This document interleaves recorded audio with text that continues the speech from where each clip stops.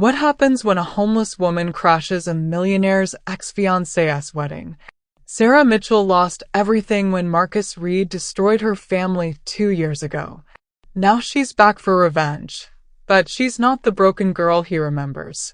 In a deadly game of deception, betrayal, and unexpected attraction, who will emerge victorious? This story will keep you on the edge of your seat until the final twist. Like and subscribe for more thrilling tales that will leave you speechless. Let's begin. The rain hammered against the courthouse steps like bullets. Sarah Mitchell pulled her thin jacket tighter as she watched the black sedan disappear into the night, taking with it the last remnants of her old life. 3 hours ago, she'd been the daughter of a respected federal judge. Now she was nothing. Her father's voice echoed in her mind. "Sarah, whatever happens to me, remember, Marcus Reed orchestrated this. He destroyed our family for money. Judge Robert Mitchell was dead. Suicide, they called it." But Sarah knew better. She stumbled down the courthouse steps, her heels clicking against wet stone. The media had already moved on to their next story, leaving behind only soggy newspapers with headlines that would haunt her forever. Federal judge takes bribes. Corruption scandal rocks courthouse. Mitchell family fortune seized. A homeless man shuffled past, and Sarah realized with dark irony that they might soon have something in common. Her trust fund was frozen. The family home would be auctioned next week. Even her engagement ring, a 2-carat diamond from her college boyfriend, had been sold to pay for her father's legal defense. But she had one thing they couldn't take: the truth. And a plan forming in her mind like a storm gathering strength. 2 years later, Marcus Reed stood in his corner office on the 42nd floor, Manhattan sprawling beneath him like a conquered kingdom. At 34, he was the youngest CEO in his company's history, worth more than most small countries' GDP. Every deal he touched turned to gold. Every enemy who challenged him ended up destroyed, including Judge Robert Mitchell. Marcus straightened his Italian silk tie and smiled at his reflection in the floor-to-ceiling windows. Tonight was Rebecca's engagement party. Rebecca Hartwell, the senator's daughter who would complete his perfect life. Beautiful, connected, and too naive to ask difficult questions about how he'd built his empire. His assistant knocked and entered. "Mr. Reed? The car is waiting." "Thank you, Janet." He grabbed his coat. "And remind me to send flowers to the Mitchell girls' current address." Janet frowned. "Sir, Sarah Mitchell. It's the anniversary of her father's death. I like to send condolences." His smile was razor-sharp. "White lilies. Very appropriate for mourning." He'd been sending them every year, a subtle reminder of his power. The last bouquet had been returned to sender, address unknown. The girl had finally learned to disappear completely, exactly as he'd planned. The Hartwell estate blazed with light, every window gleaming like a jewel box. Marcus stepped from his Bentley, nodding to the valet who rushed to take his keys. Inside, 300 of New York's elite mingled beneath crystal chandeliers, their laughter mixing with chamber music. Rebecca appeared at his side, radiant in cream silk. "There you are, darling. Father wants to introduce you to Senator Morrison." Marcus kissed her cheek, tasting expensive perfume and inherited privilege. "Of course. Lead the way." They moved through the crowd like royalty, pausing for congratulations and small talk. Marcus played his part perfectly.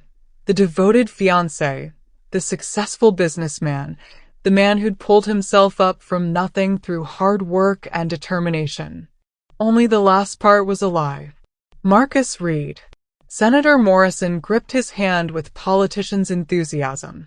"Congratulations on your engagement. Rebecca's father tells me you're interested in government contracts. Always looking for ways to serve my country, Senator." As they talked, Marcus noticed a commotion near the entrance. A woman had arrived without an escort, which was unusual for this crowd. She wore a black evening gown that looked expensive but not flashy, her blonde hair swept into an elegant updo. Something about her posture, straight-backed, alert, reminded him of a soldier entering enemy territory. Their eyes met across the room. Marcus felt something cold slide down his spine. Those eyes were familiar, but older now. Harder.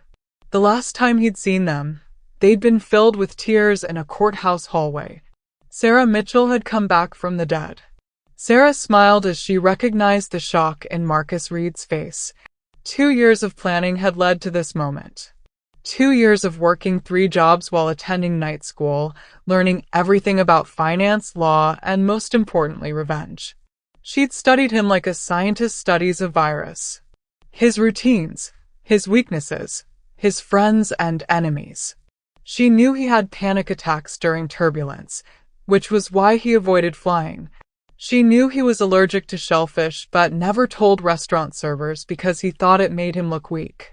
She knew he still had nightmares about his childhood in foster care, tossing and turning until he took sleeping pills. Most importantly, she knew he was paranoid about his reputation. Everything he'd built depended on people believing he was legitimate. "Miss." A server appeared with champagne. "Thank you." Sarah took a glass and moved deeper into the party, letting Marcus see her but not approaching. Let him come to her. Let him make the first move and reveal his hand. She'd learned patience in the past 2 years. Patience and strategy. "You look stunning tonight." The voice belonged to a man in his 40s, distinguished gray at his temples. "I don't believe we've met."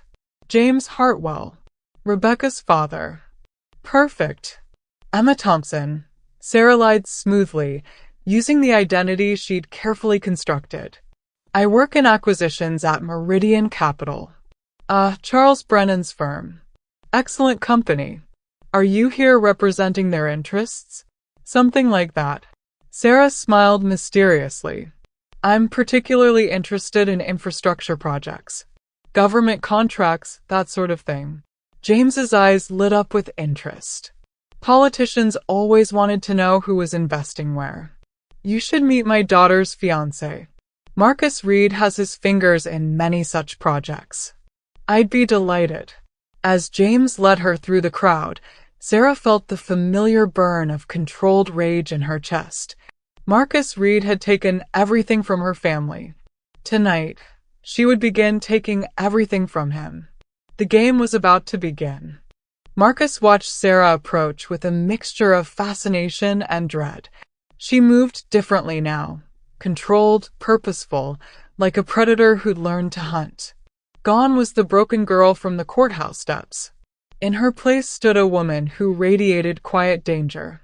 "Marcus, I'd like you to meet Emma Thompson from Meridian Capital." "Emma, this is my future son-in-law, Marcus Reed." Sarah extended her hand, and Marcus had no choice but to take it. Her grip was firm, her skin cool. "Mr. Reed, your reputation precedes you, as does yours, Miss Thompson." He tested the name, knowing it was false. "Meridian Capital does excellent work. We try to be thorough in our investigations."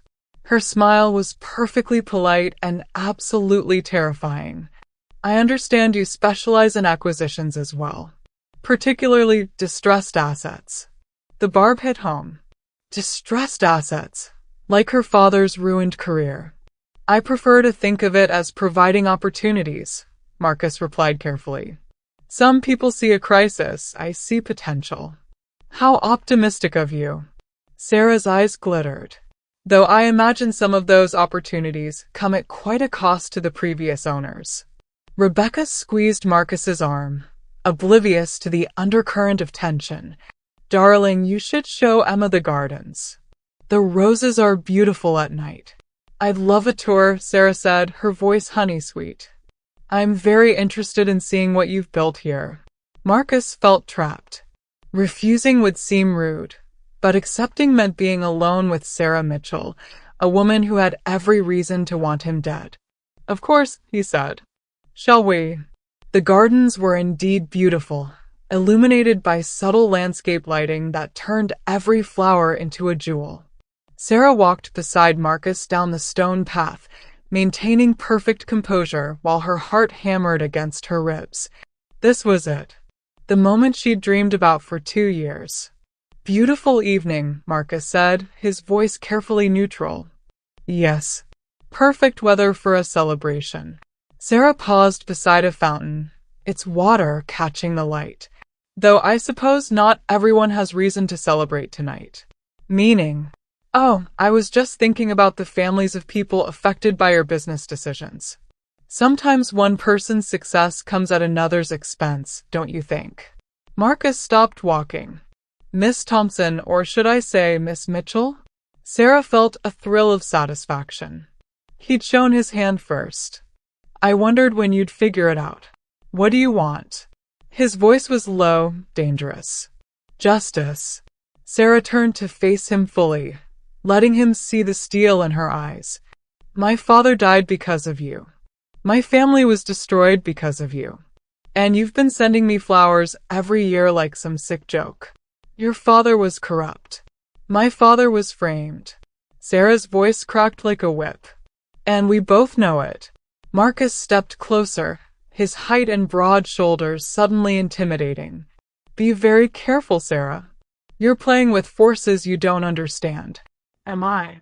Sarah smiled, and for the first time that night, it was genuine. "Tell me, Marcus, how do you think I got an invitation to this party? How do you think I got a job at Meridian Capital? How do you think I managed to rebuild my life from nothing?" She saw uncertainty flicker in his eyes. "You see, I've learned a few things in the past 2 years. About patience. About planning. About the kind of enemies that are most dangerous, the ones you don't see coming." "What are you saying?"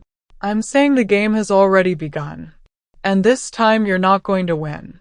The next morning, Marcus sat in his office with 3 cups of coffee and a migraine that felt like someone was driving nails into his skull.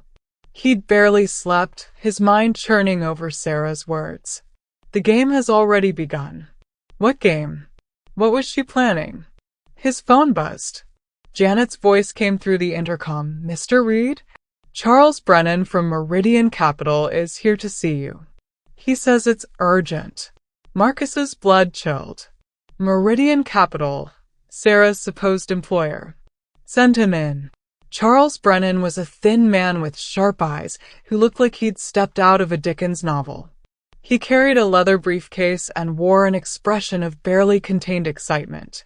"Marcus, good to see you." Charles settled into the chair across from Marcus's desk. "I have a proposition that I think will interest you greatly."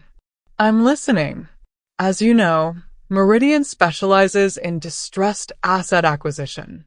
We've been watching your portfolio for some time, and frankly, we're impressed. You have a gift for identifying vulnerable targets." Marcus forced himself to remain calm. "Thank you. Which is why we'd like to offer you a partnership. A joint venture on a rather large acquisition we're pursuing." Charles leaned forward. "Are you familiar with Hartwell Industries?" The world seemed to tilt. "That's my fiancée's family company." "Indeed. And according to our research, it's about to face some serious financial difficulties. Labor disputes, environmental lawsuits, regulatory investigations. The kind of problems that could sink a company overnight." Marcus felt sweat beading on his forehead. "I wasn't aware of any such problems." "Oh, they're coming. Trust me."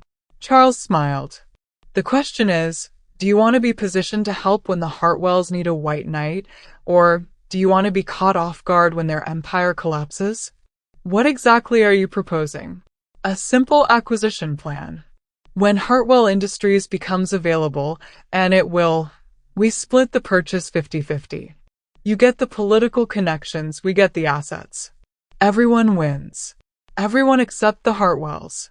Marcus realized he was looking at a masterfully orchestrated attack, designed to destroy Rebecca's family the same way his attack had destroyed Sarah's.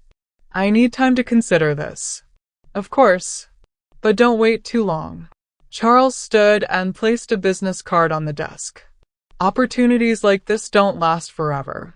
After he left, Marcus stared at the card. In small print at the bottom, he noticed something that made his hands shake. Senior partner E. Thompson. Sarah wasn't just planning revenge. She was orchestrating his complete destruction, using his own methods against him. And she was doing it brilliantly. Rebecca found Marcus on the terrace of his penthouse that evening, staring out at the city with a glass of whiskey in his hand. She'd never seen him look so troubled. "Darling, you missed dinner. Are you feeling all right?" Marcus turned, and Rebecca was startled by the exhaustion in his eyes. "Just work stress. Nothing you need to worry about. Actually, there's something I need to tell you." Rebecca sat beside him, taking his free hand. "Daddy received some concerning news today about the company. Apparently, there might be some labor issues brewing." Marcus's grip tightened on his glass. "What kind of issues?" "Union representatives are claiming safety violations at our construction sites, and the EPA is asking questions about our environmental compliance. Daddy says it's probably nothing, but..." She bit her lip. "I'm worried. These kinds of accusations can be damaging even if they're false. How did this come up so quickly?" "An investigative journalist has been asking questions. Someone named Emma Thompson. Daddy thinks she might be working on an expose." Emma Thompson.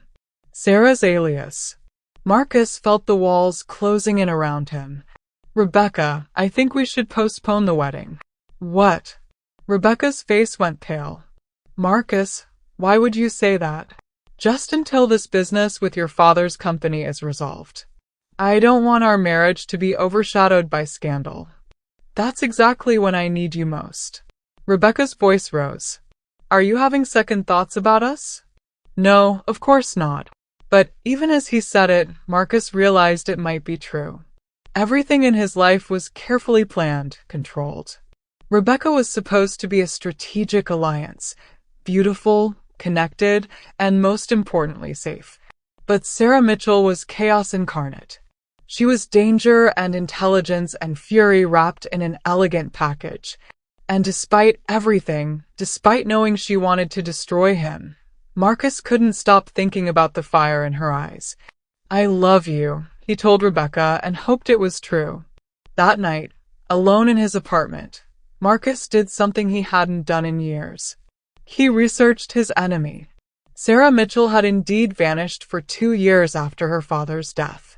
No credit cards, no bank accounts, no digital footprint.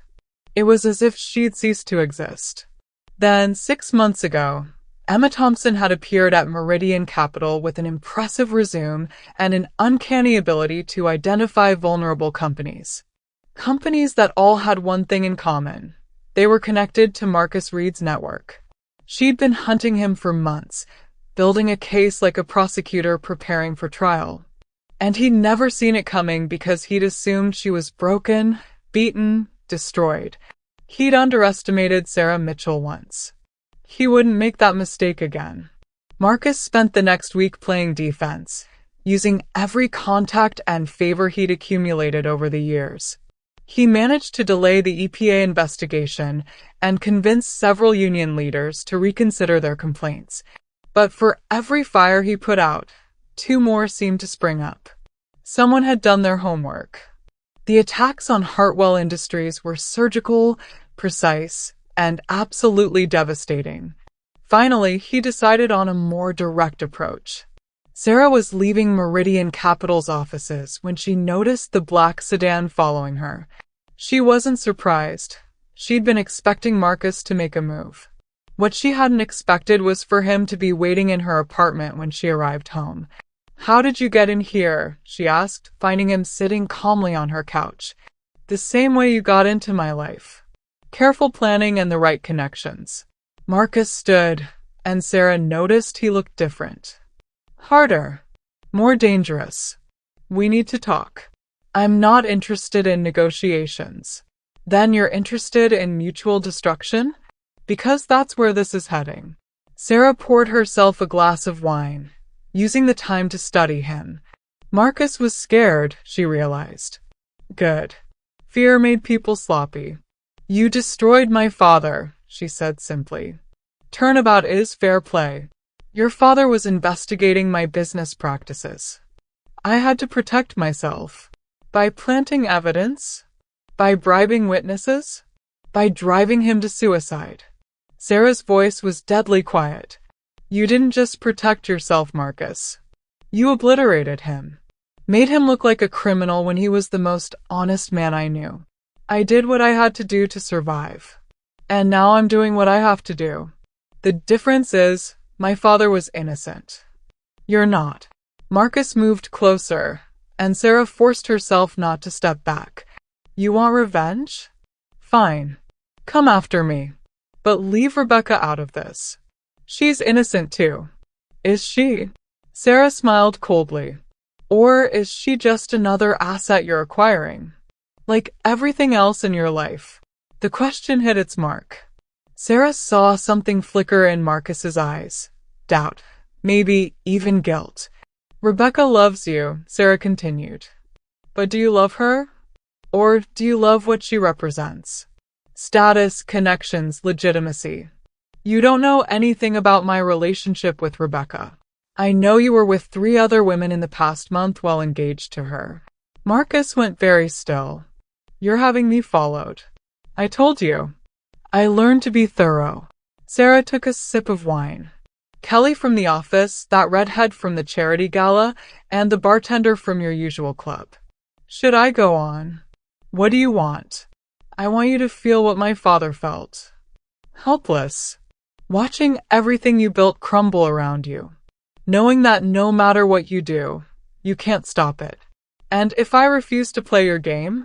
Sarah's smile was sharp as broken glass. Then Rebecca finds out about your affairs. The SEC gets an anonymous tip about your questionable accounting practices, and the Times receives a very interesting story about how you really built your fortune. You're bluffing. Am I? Sarah walked to her laptop and opened a file. These are the real bank records from the Morrison construction deal. The ones showing you accepted kickbacks from the mob. Interesting reading. Marcus stared at the screen, his face pale. Where did you get these? Let's just say your former accountant was very helpful once I explained his situation to him. Sarah closed the laptop. You have 48 hours to decide. Walk away from everything. The company, Rebecca, your entire life, and disappear.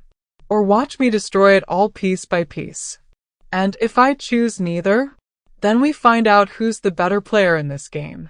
Marcus left Sarah's apartment feeling like he'd been hit by a truck. She had him cornered, and they both knew it. But surrender wasn't in his nature. If Sarah wanted a war, he'd give her one. His first stop was Rebecca's apartment. Marcus. She opened the door with a smile that faded when she saw his expression. What's wrong? We need to talk. He followed her inside, noting the wedding magazines scattered across her coffee table, the fabric samples for her dress.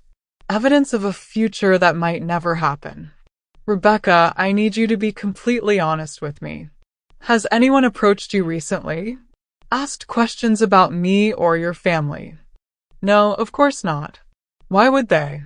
Marcus studied her face, looking for signs of deception. But Rebecca had never been a good liar. Her emotions played across her features like clouds across the sky. There's someone trying to damage my business.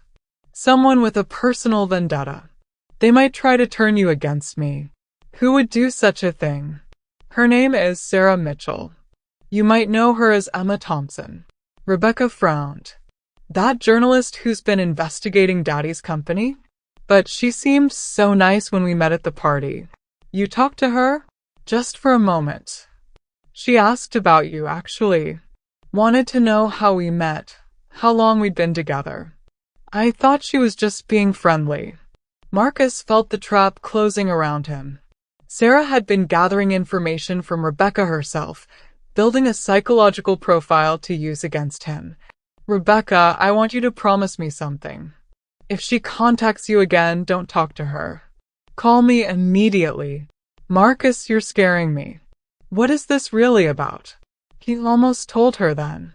About Sarah's father, about the evidence he'd planted, about the darkness that lived at the heart of his success. But looking at Rebecca's trusting face, he realized he couldn't destroy her innocence. Not yet. Just promise me, he said instead. That night, Marcus made a decision that would change everything.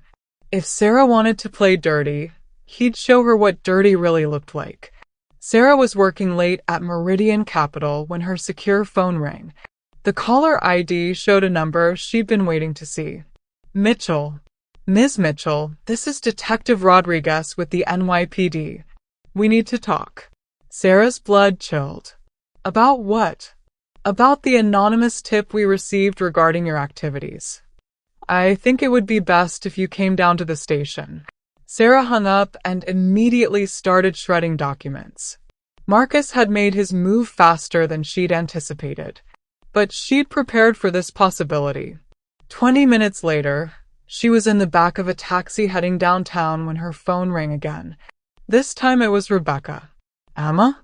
I'm so sorry to bother you, but I need to ask you something. Of course. What is it? Marcus told me you've been investigating him. He says you have some kind of vendetta. Rebecca's voice was shaking. I need to know if that's true. Are you planning to hurt him? Sarah closed her eyes.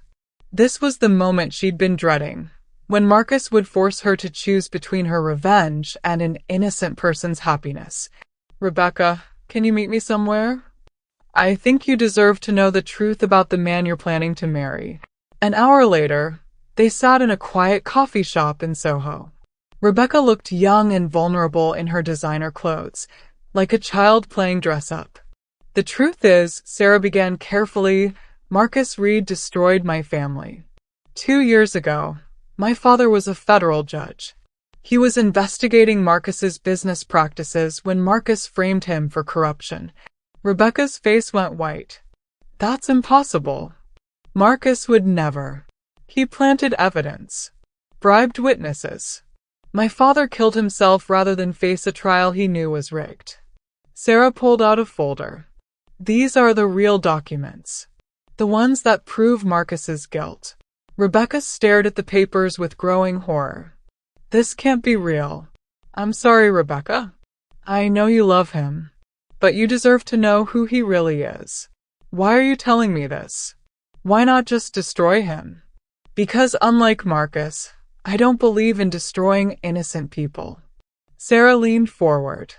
But I can't let him get away with what he did to my father either. Rebecca was crying now, mascara running down her cheeks. What am I supposed to do with this information? That's up to you. But ask yourself this. If he could do this to my family, what makes you think you're safe? Marcus was waiting in Rebecca's apartment when she returned from her meeting with Sarah. He took one look at her tear-stained face and knew his worst fears had been realized. She told you, he said. Rebecca nodded, unable to speak. And you believe her? Is it true? Rebecca's voice was barely a whisper. Did you destroy her father? Marcus considered lying.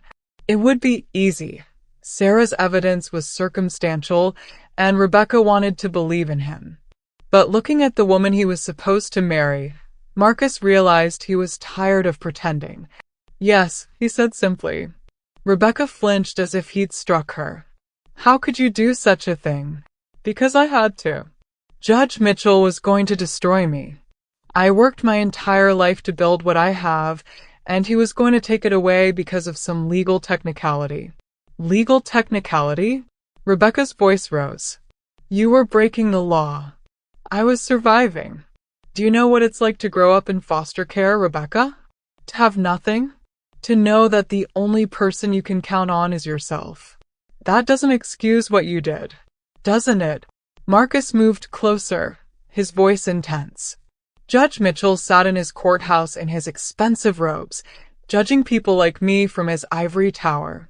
He had no idea what it takes to claw your way up from nothing. So you destroyed him.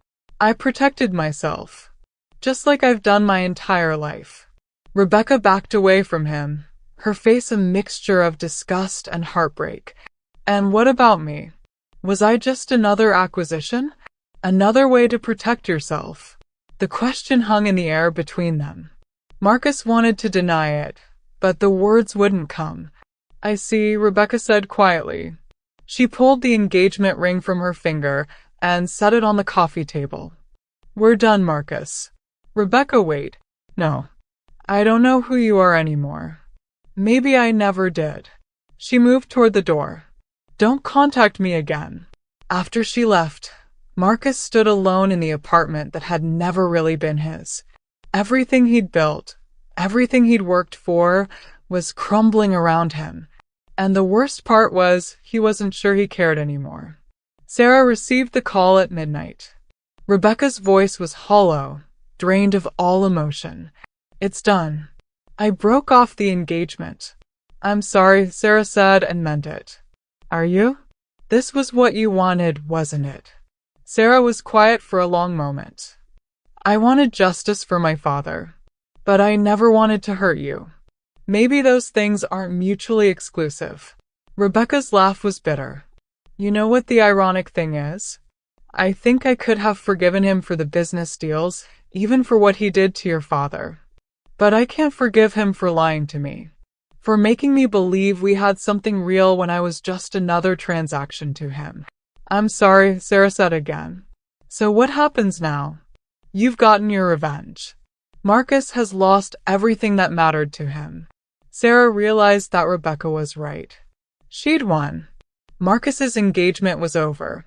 His reputation was in ruins, and the authorities were investigating his business practices.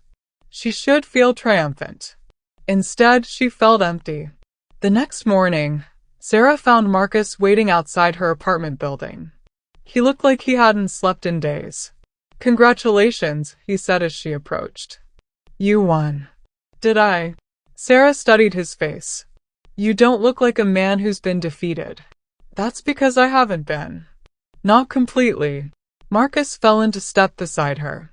"You want to know the truth about your father's investigation?" "I know the truth." "No, you know part of it. The part that makes me the villain and him the hero."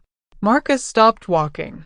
"Judge Mitchell wasn't just investigating my business practices. He was investigating yours." Sarah felt the world tilt. "What are you talking about?" "Your trust fund, Sarah.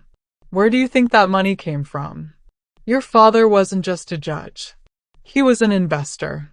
And some of his investments were in companies that did business with very questionable people." "You're lying." "Am I?" Marcus pulled out a folder. "These are your father's real financial records.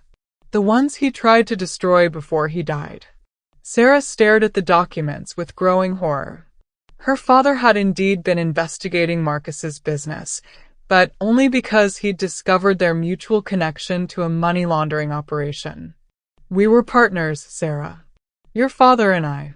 And when the heat got too intense, he decided to sacrifice me to save himself." "That's impossible." "Is it? Think about it. How did a federal judge afford to send his daughter to private school, buy a mansion in the Hamptons, maintain a lifestyle that cost more than his government salary? He was just better at hiding it than I was." Sarah felt sick. "Even if that's true, it doesn't justify what you did to him. Doesn't it?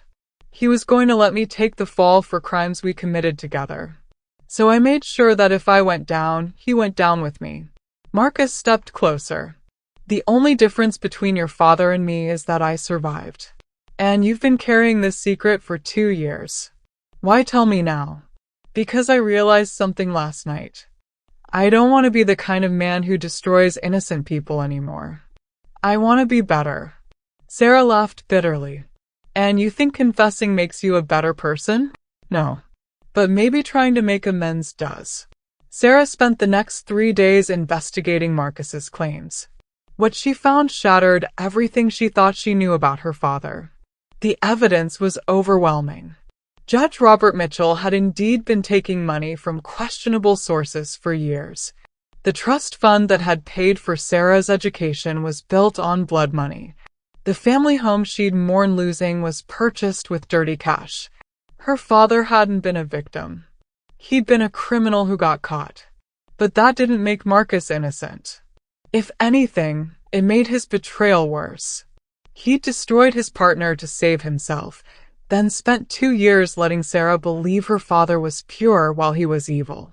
She was pondering this when her phone rang. It was Marcus. "Have you finished your research?" he asked. "Yes. And you're still a bastard. Maybe my father was dirty, but you let me live with a lie for 2 years. You could have told me the truth from the beginning. Would you have believed me?" Sarah was quiet. He was right. She would have assumed he was lying to save himself. "What do you want, Marcus?" "I want to meet. One last time. To discuss terms." "What terms?" "For our mutual destruction. Because that's where this ends, Sarah. We both know too much about each other to coexist peacefully." An hour later, they met at the same restaurant where they'd first encountered each other at the charity event. The irony wasn't lost on either of them. "So," Sarah said, settling into her chair, "are we negotiating a ceasefire or planning mutual annihilation?" "I haven't decided yet." Marcus signaled the waiter for wine. "Tell me something, Sarah. Now that you know the truth about your father, was your revenge worth it?" Sarah considered the question. "I thought it would feel different. I thought I'd feel satisfied, vindicated. Instead, I just feel tired. Revenge is like that. It promises more than it delivers." Speaking from experience? Always. Marcus poured wine for both of them. "I've spent my entire life getting even with people who wronged me. Foster parents who abused me, teachers who said I'd never amount to anything, business rivals who tried to destroy me. And you know what I learned? What? Winning doesn't make you happy. It just makes you hungry for the next win." Sarah took a sip of wine, studying Marcus's face. For the first time since she'd known him, he looked genuinely vulnerable. "So what are you proposing?" "A partnership. You're brilliant at this game, Sarah. Maybe more brilliant than I am. And I have resources, connections, experience. Together, we could build something legitimate. Something we could actually be proud of. You want to go into business together?" "After everything, I want to try being the good guys for a change." Sarah laughed. "You think we're capable of that?" "I think we're capable of trying. And maybe that's enough." 6 months later, Sarah stood in the conference room of Mitchell Reed Consulting, watching Marcus present their proposal to a room full of potential clients. The company specialized in corporate ethics and transparency, ironic choice, given their histories, but one that felt right. They'd spent months building something real together. Not just a business, but a kind of redemption. They helped companies clean up their practices, exposed corruption, protected whistleblowers. It was the kind of work her father should have been doing, if he'd had the courage. "Questions?" Marcus asked the room. A woman in the back raised her hand. "How do we know we can trust you? Both of you have complicated histories."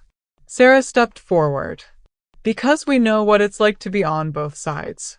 We've been the criminals and the victims. We understand how these systems work because we've worked them ourselves. And now we're trying to be better," Marcus said simply. "That's all any of us can do." After the clients left, Sarah and Marcus found themselves alone in the conference room. They'd been careful to keep their relationship professional, but the tension between them was becoming harder to ignore. "Good presentation," Sarah said. "Thanks. You saved it with that answer about trust. We make a good team." "Yes, we do." They stood there for a moment, the unspoken acknowledgement hanging between them. They were good together. As partners, as strategists, as two people who understood each other's darkness. "Sarah," Marcus said quietly, "I need to tell you something." "What?" "I'm falling in love with you. I know that's complicated given our history. I know you have every reason not to trust me. But I needed you to know." Sarah felt her heart skip. She'd been fighting the same feelings for months, telling herself it was impossible, that they were too damaged, too dangerous for each other. "Marcus, you don't have to say anything."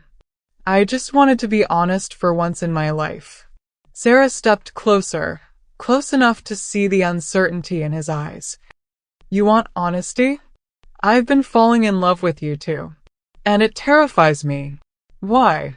Because we know too much about each other's capacity for destruction. We've seen what happens when we're enemies. What if we become something more and it doesn't work out? Then we deal with it like adults. No games, no revenge plots, no destruction. Marcus reached for her hand. Sarah, I'm tired of being afraid. Aren't you? She was. God, she was so tired of carrying anger and fear and the weight of her father's sins. Maybe it was time to try something different. Okay, she whispered. Okay. Let's try being happy for once. Marcus smiled. Not his practiced business smile or his cold predator's grin, but something real and warm and vulnerable. I like that. When he kissed her, it wasn't like the passionate, desperate encounters in movies. It was gentle, uncertain, full of hope and fear in equal measure. It was the kiss of two people who'd learned the hard way that happiness was fragile and rare. 3 months later, their relationship was put to its first real test. Sarah was working late when her computer pinged with an encrypted message. Her blood chilled as she read it. We know what you've been hiding. Pay $500,000 or your business partners learn about your father's real activities. You have 48 hours. It was signed with a symbol she recognized. A black rose, the calling card of Viktor Kozlov, a Russian businessman who'd been one of her father's secret partners. Sarah stared at the screen, her mind racing. She had the money. Their consulting business was thriving, but paying would only invite more demands. And Marcus deserved to know what they were dealing with. She found him in his office, reviewing contracts.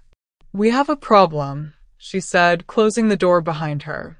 Marcus looked up from his papers. What kind of problem? Sarah showed him the message. She watched his face carefully as he read, looking for signs of anger or betrayal. Instead, she saw only concern. Viktor Kozlov, Marcus said quietly. I know that name. He was one of your father's investors, wasn't he? You knew about him? Not specifics. But I knew your father had connections to Russian money. I never pursued it because it wasn't relevant to my case against him.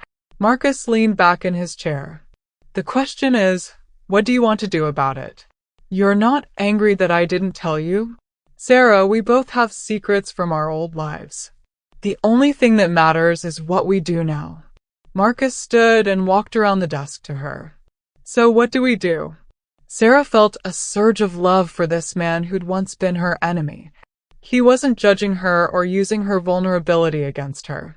He was simply asking how they could solve the problem together. We don't pay, she said firmly. Blackmailers never stop with one payment. Agreed. But we need to be smart about this.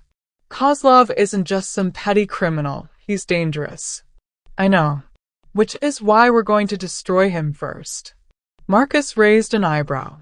Are we falling back into old patterns? No. This time we're doing it legally.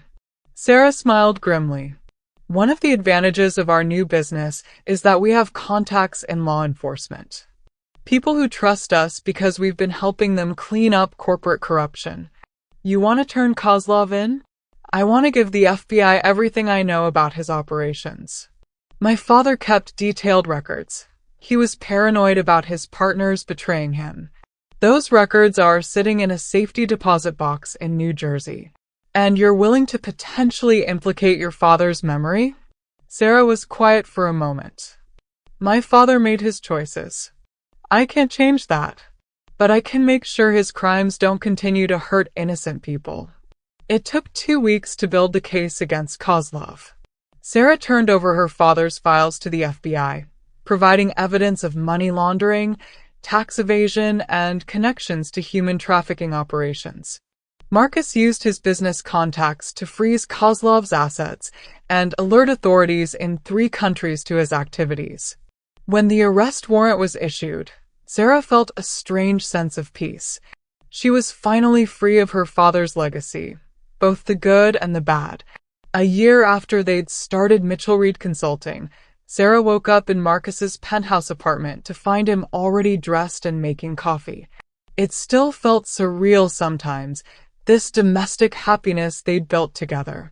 "Early morning?" she asked, padding to the kitchen in one of his shirts.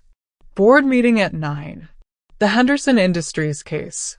Marcus handed her a cup of coffee, perfectly prepared the way she liked it. "Wanna come with me? I thought I was handling the Morrison account today." "You are? But I like having you there for moral support." Sarah smiled. Marcus had changed so much from the cold, calculating man she'd first met. Success in their legitimate business had given him something he'd never had before: genuine self-respect. He no longer needed to prove his worth by destroying others. "Of course I'll come," she said. The Henderson Industries case was their biggest yet, a multinational corporation accused of covering up environmental damage in 3 states. Sarah watched Marcus present their findings to the board, noting how he'd learned to balance firmness with compassion. He was still ruthless when he needed to be, but now that ruthlessness served justice instead of personal gain. After the meeting, they walked through Central Park, enjoying the crisp autumn air. "Sarah," Marcus said suddenly, "I've been thinking. Dangerous habit. I'm serious. I want to ask you something, but I need you to know there's no pressure. If you say no, nothing changes between us." Sarah felt her pulse quicken. "What is it?"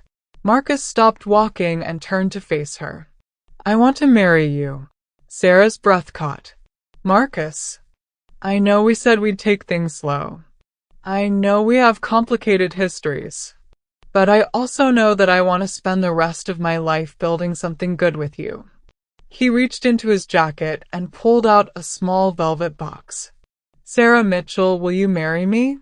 Sarah stared at the ring, a simple solitaire, elegant and classic.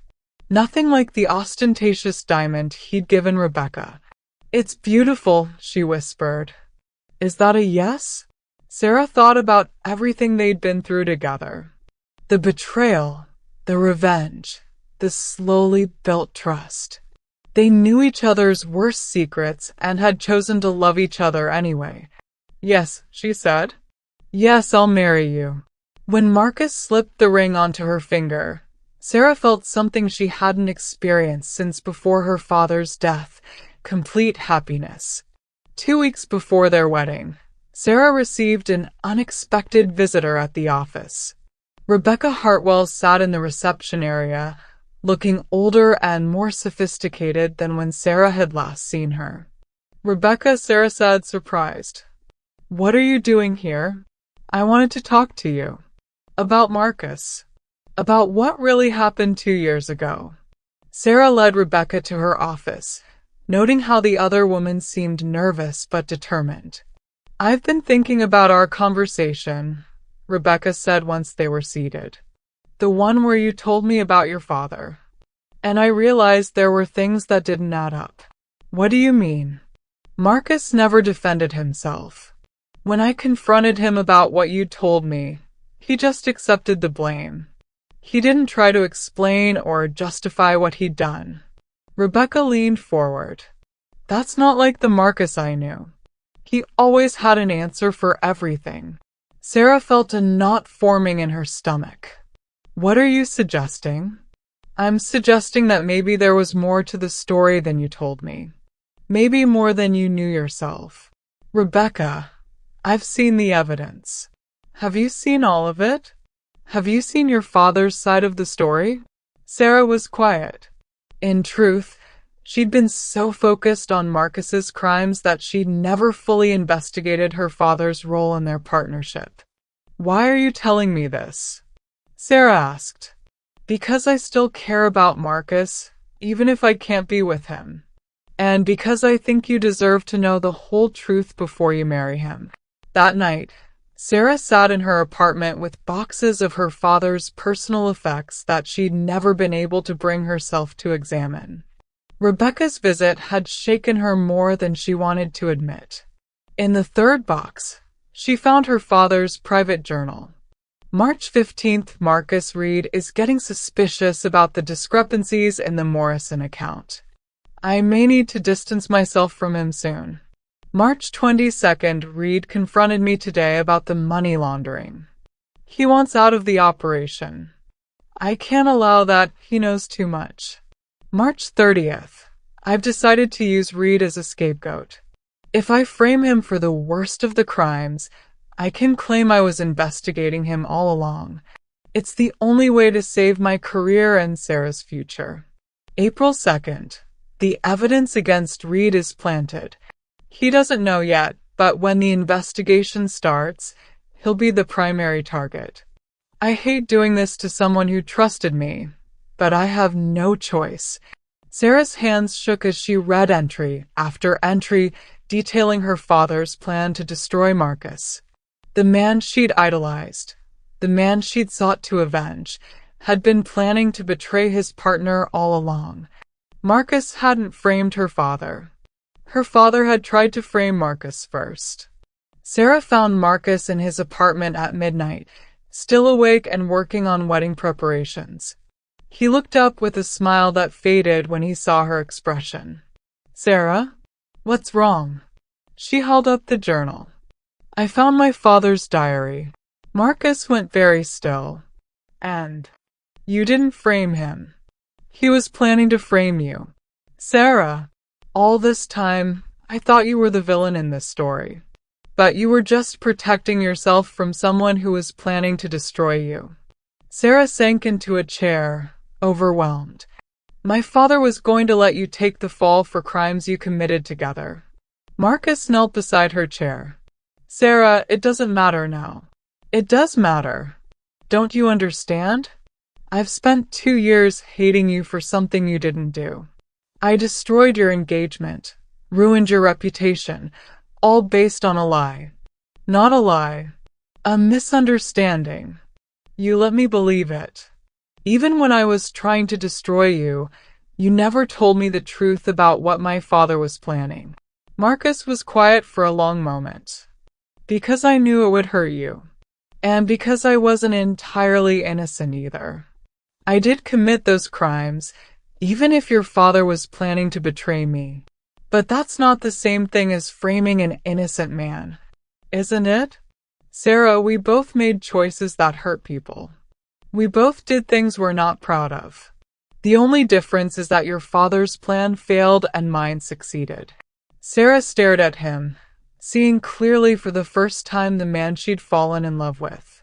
Not a villain or a hero, but someone complex and flawed and human. "I'm sorry," she whispered, "for everything I put you through. I'm not. If you hadn't come after me, I never would have changed. I'd still be the same cold, calculating bastard I was 2 years ago." Marcus took her hands. "You saved me, Sarah. Even when you were trying to destroy me. How can you say that?" "Because you forced me to confront who I really was. And to decide who I wanted to become." Sarah pulled him into her arms, holding him tightly. They'd both been shaped by betrayal and loss, but somehow they'd found their way to each other. "I love you," she said against his neck. "I love you too. All of you. Your anger, your brilliance, your capacity for forgiveness. Even after everything? Especially after everything." Sarah Reed stood in the nursery of their Connecticut home, watching her husband rock their 6-month-old daughter to sleep. Emma, named for the false identity that had brought them together, was the image of her father, with dark hair and serious eyes that seemed to take in everything around her. "She's going to be trouble," Marcus murmured, settling Emma into her crib. "With our genes?" "Absolutely." Sarah slipped her arms around his waist. "Think we can handle raising a future mastermind? As long as we teach her to use her powers for good." They'd sold Mitchell Reed Consulting the previous year for an amount that ensured Emma would never want for anything. But more importantly, they'd built something lasting. A reputation for integrity that had become their most valuable asset. Sarah still thought about her father sometimes, and about the choices that had led them all down such dark paths. But she learned to focus on the future instead of the past. Any regrets? Marcus asked, as if reading her thoughts. Sarah considered the question seriously. Their path to happiness had been unconventional, to say the least.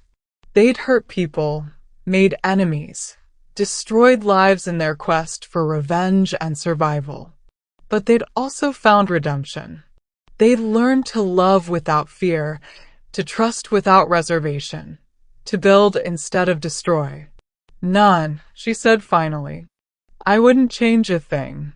Marcus smiled and kissed the top of her head. Even the parts where you tried to ruin my life? Especially those parts. They made you who you are. Outside their window, snow began to fall on the garden they'd planted together. Roses and lilies growing side by side, beauty emerging from the soil of their shared past. They'd learned the hardest lesson of all, that sometimes the person who hurts you most can become the person who saves you. And that love, real love, isn't about finding someone perfect. It's about finding someone whose imperfections fit perfectly with your own. The end. We encourage you to like and subscribe to our channel if you enjoyed the video. Please share your thoughts in the comments section and explore our channel for a diverse range of content, including audiobooks, murder mysteries, psychological thrillers, and classic novels. We strive to provide comprehensive and engaging storytelling experiences. Your visit is highly appreciated, and we are confident you will find content to your liking.